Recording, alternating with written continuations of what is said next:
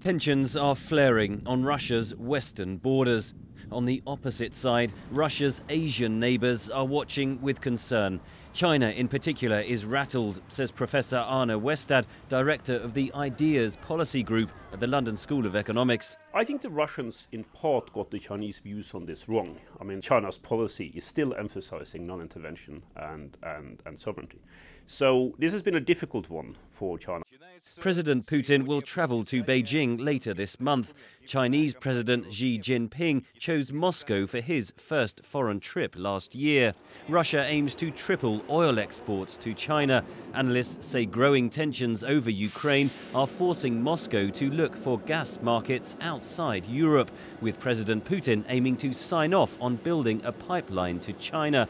But it's far from a done deal, says Natasha Kurt of King's College London. It's going to have a hard time doing that because China also likes to ensure that it has a diversity of supply.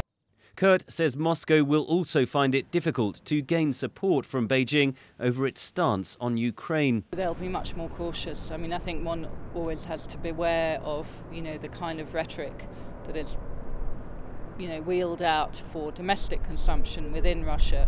Essentially, China will not really cozy up to Russia in that way. China is wary of upsetting relations with other global powers, says Professor Arne Westad of LSE. Not least in terms of China's own economic interests, it's Washington that counts. So you can't go too far in supporting a policy that not just the Americans, but the Europeans too, very important for the Chinese in terms of their economic development, see as completely outrageous. East Asia's other economic power, Japan, has applied visa restrictions on some Russian officials.